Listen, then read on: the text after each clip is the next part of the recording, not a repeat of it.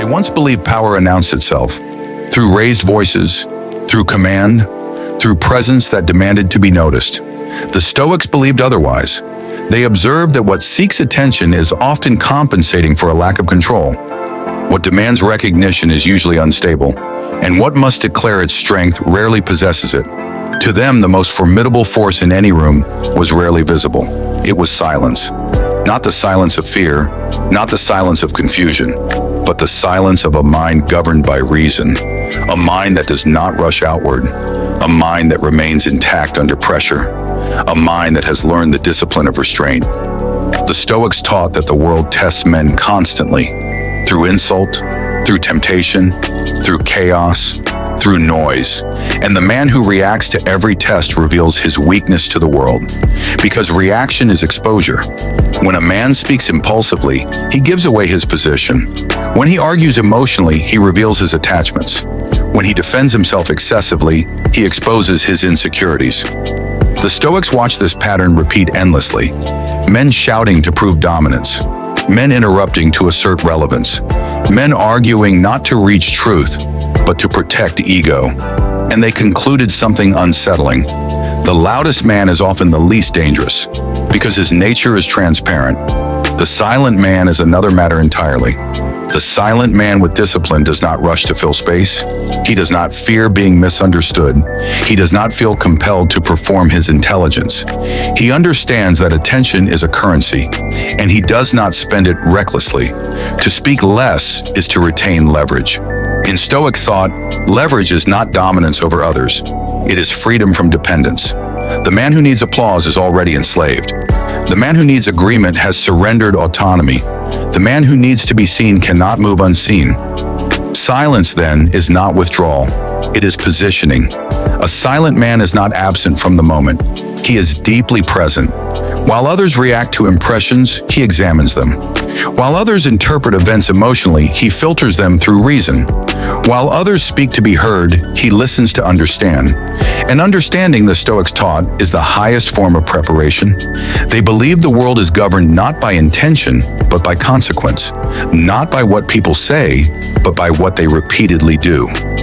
The silent man knows this, so he does not listen to words alone. He watches behavior over time.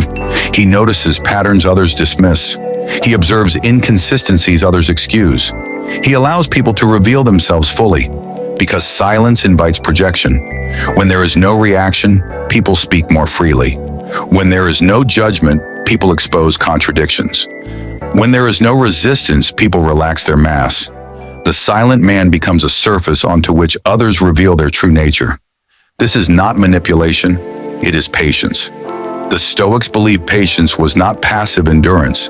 It was active restraint, the ability to wait without decay, to hold position without agitation, to allow time to bring clarity. A man who cannot wait, they argued, will always act prematurely, and premature action is rarely aligned with wisdom. This is why silence unsettles people, not because it threatens directly, but because it refuses to participate in emotional exchange. Silence does not reward provocation. It does not feed insecurity. It does not validate chaos. And chaos, when starved of reaction, collapses. This is why the Stoics advised restraint in speech.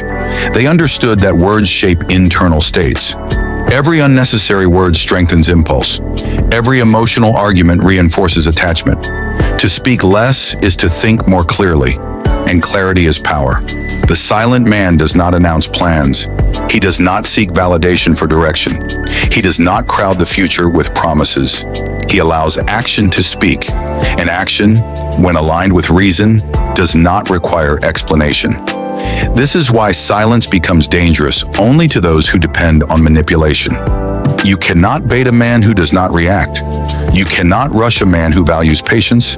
You cannot shame a man who is anchored internally. The Stoics believe that control over self nullifies control by others. If a man governs his impressions, external forces lose influence. Insults lose meaning. Praise loses power. Threats lose urgency. The silent man lives in this state. He has reduced his dependencies. He does not need others to confirm his worth. He does not need conflict to feel significant. He does not need noise to feel alive. This makes him independent, and independence is unsettling because most systems rely on reaction, social pressure, emotional provocation, fear of exclusion, desire for approval. The silent man steps outside these systems, not in rebellion, but in detachment. The Stoics did not reject society. They rejected enslavement to it. They believed a man could participate fully while remaining inwardly sovereign. Silence was one of the tools of this sovereignty. Through silence, the Stoic conserved energy. Through silence, he avoided unnecessary conflict. Through silence, he retained clarity when others were intoxicated by emotion. The silent man understands that most battles are distractions. Not every insult requires a response. Not every challenge deserves engagement. Not every misunderstanding needs correction. To respond to everything is to be controlled by everything. The Stoics taught selectivity. Choose your words as you choose your actions. Choose both sparingly, because when a silent man finally speaks, his words are not noise. They are verdict. They are measured. They are deliberate. They are difficult to dismiss. Rarity gives them weight. A man who speaks constantly cheapens his own voice. A man who speaks only when necessary concentrates authority. The Stoics believed speech should serve reason, not ego. The silent man follows this principle instinctively. He does not speak to dominate conversation. He speaks to clarify reality. And clarity cuts deeper than volume ever could. This is why silence is often mistaken for weakness. The impatient mind sees no movement and assumes stagnation. The emotional mind sees no reaction and assumes indifference. The insecure mind sees no affirmation and assumes superiority. But the Stoic knew better. He knew that restraint often precedes decisive action. Like an archer who does not release until the aim is true. Like a general who does not advance until terrain is known. Like a physician who does not act until diagnosis is certain. Silence is preparation, and preparation is invisible to those addicted to performance. The silent man prepares internally. He strengthens judgment, he sharpens perception, he refines principles, so that when action is required, it is clean. No hesitation, no confusion, no emotional residue. The Stoics valued this cleanliness of action. They believed that once reason had decided, the body should follow without resistance. Silence allows this alignment to form. It creates space between stimulus and response. And in that space, freedom exists. The man who has no space reacts like an animal.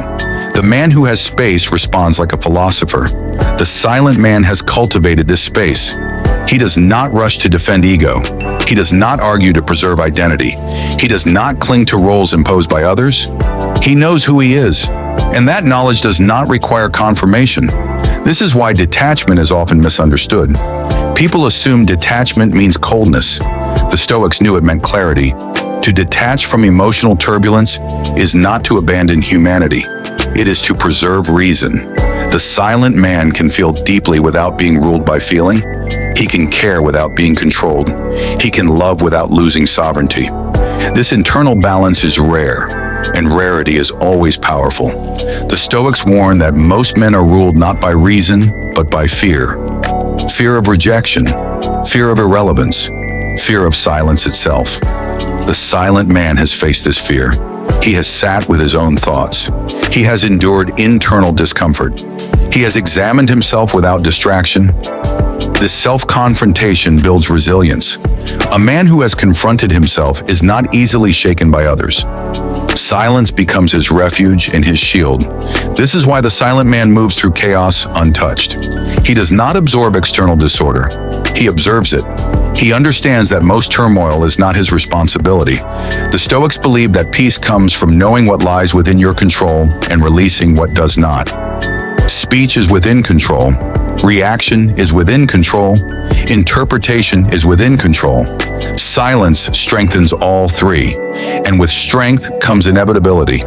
When the silent man finally acts, there is no drama. He does not announce departure.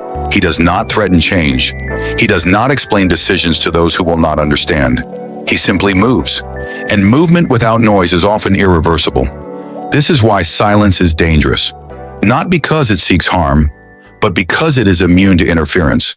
You cannot sabotage what you cannot see forming. You cannot stop what does not announce itself. You cannot negotiate with someone who has already decided. The Stoics respected this decisiveness. They believed hesitation born of fear was more destructive than boldness guided by reason.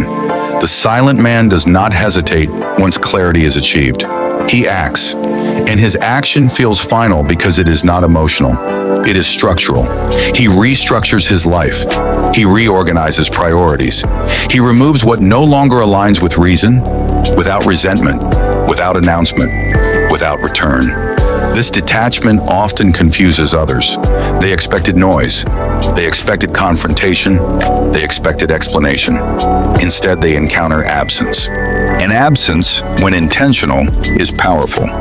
The Stoics believed that the ultimate form of power was self-mastery, not domination over others, not accumulation of influence, but command over one's own mind. Silence is one of the purest expressions of this mastery.